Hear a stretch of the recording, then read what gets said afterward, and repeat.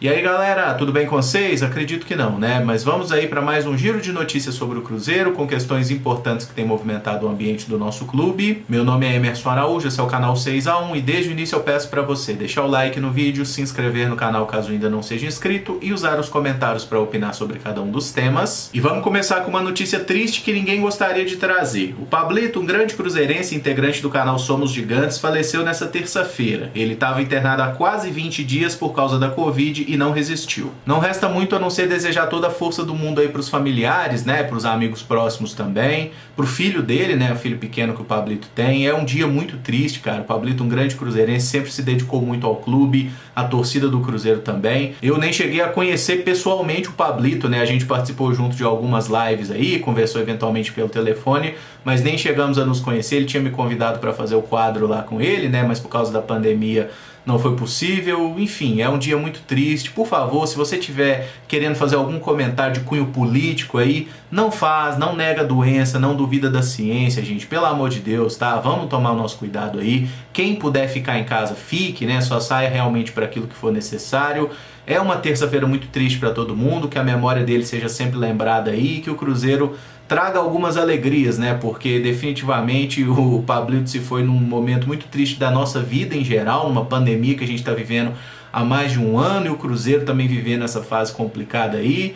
Foi Salomé, foi Pablito, enfim, os bons morrem cedo, né? E por causa da Covid, o futebol está parado até o fim do mês de março. Ficou definido ontem, em reunião entre clubes, Federação Mineira e autoridades de saúde do estado, que o Campeonato Mineiro retornará no dia 1º de abril, quinta-feira da semana que vem. Com isso, o Cruzeiro terá um período de treinamentos e depois enfrentará uma maratona de jogos. Até o dia 18 de abril, nós jogaremos 6 vezes, 5 pelo Mineiro e 1 pela Copa do Brasil. Essa paralisação não vai causar alteração nas datas de semifinais e finais. O campeonato deve mesmo terminar no dia 23 de maio. Na prática aí é uma sequência de 10 dias sem jogos, né? Os treinamentos sendo mantidos durante esse período, e na quinta-feira que vem começa uma maratona. Para vocês terem ideia, o Cruzeiro vai ter aí o clássico contra o Atlético e o jogo decisivo da Copa do Brasil contra o América de Natal na mesma semana. Ainda não está definido muito bem qual vai ser o jogo da Copa do Brasil, se dia 7 ou dia 14, mas deve ser dia 14, então a gente vai jogar contra o Atlético e 3, 4 dias depois tem a decisão na Copa do Brasil. Mas dadas as circunstâncias, é um período que pode ser muito benéfico para o nosso clube se o Cruzeiro souber aproveitar, né? Porque de fato a pré-temporada foi curta, a gente tem muita coisa para consertar no time.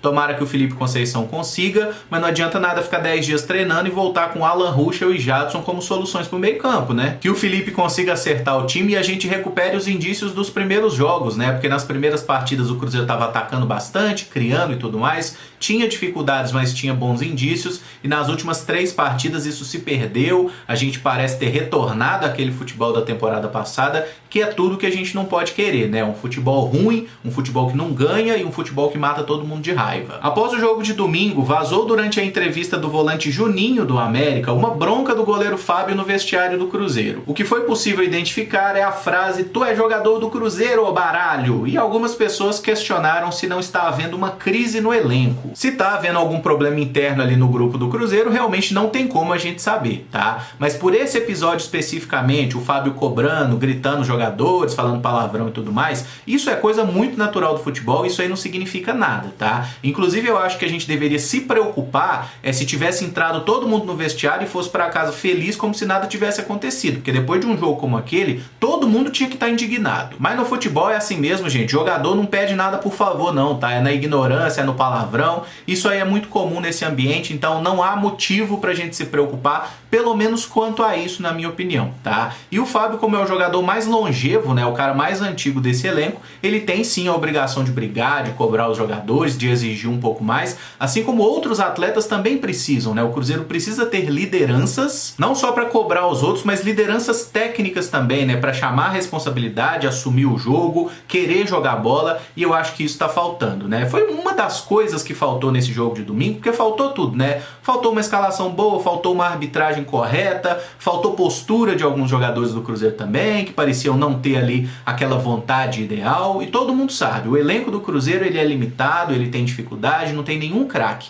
E nesse contexto, o seu adversário ele nunca pode querer ganhar mais do que você. Se você tem um time aí de operários, digamos assim, esses caras têm que entrar em campo e ralar muito e dar até a última gota de suor para que a gente possa ter algum sucesso. Partindo para a série A Volta dos que não foram, o volante Ariel Cabral tem sua reapresentação prevista para essa semana na Toca da Raposa. Ele disputou o último brasileiro pelo Goiás, foi rebaixado e teve um período de férias até que seja definido seu futuro. Nesse momento, Ariel Cabral não parece fazer parte dos planos aí do Felipe Conceição, mas também não tem nenhuma notícia de que algum clube, seja do Brasil ou do exterior, esteja interessado em levá-lo. Então, por isso mesmo, é até possível que ele volte a treinar e talvez seja reintegrado ao grupo. Até porque ele tem contrato vigente com o nosso clube até o final da temporada, né? Mais precisamente até o início do mês de janeiro do ano que vem. Então, o Cruzeiro vai precisar achar aí um destino para esse jogador ou integrá-lo ao plantel. Se ele ficar no Cruzeiro, eu só espero que não haja mais uma carteirada, né? E que ele entre na frente da fila de outros jogadores,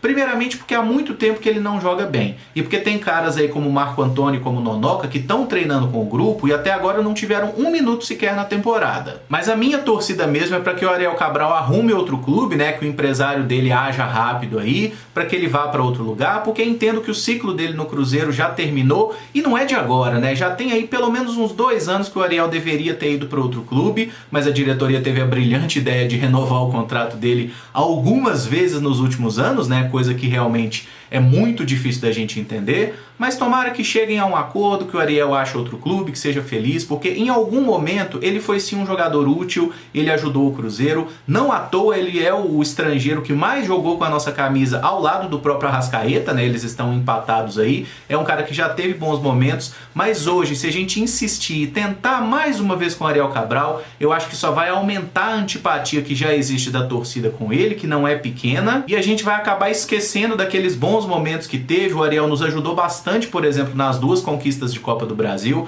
ele foi sim um jogador importante, só que hoje eu acho que ele não consegue nos ajudar mais e a gente precisa pensar em outros jogadores. E eu faço esse mesmo raciocínio pro caso do Henrique e até do Léo, né? A gente conseguir negociar esses jogadores vai ser uma forma de aliviar um pouco a folha salarial e de respeitar o histórico que eles construíram no Cruzeiro até 2018, né? Porque de 2019 para cá, realmente assim, o negócio tá feio. E para fechar, o Cruzeiro anunciou a contratação do atacante Vitor Leque, que estava no Atlético Goianiense. Ele chega por empréstimo até o fim do ano, com opção de compra por um valor não revelado. E inicialmente vai integrar nosso time sub-20. Já deve ter mais de um mês aí que essa especulação tá rolando e finalmente foi concretizada, né? A gente sabe que o Vitor Leque tem um histórico aí de indisciplina no Atlético Goianiense, mas aparentemente isso não contou. Enfim, analisando só o jogador em si, me parece ter talento. Ele fez 2 gols no último Campeonato Brasileiro em poucos minutos em campo, né? E tomara que dê certo. E o bom desse modelo de negociação, o empréstimo com valor fixado, é que se o cara não conseguir jogar bem pelo Cruzeiro,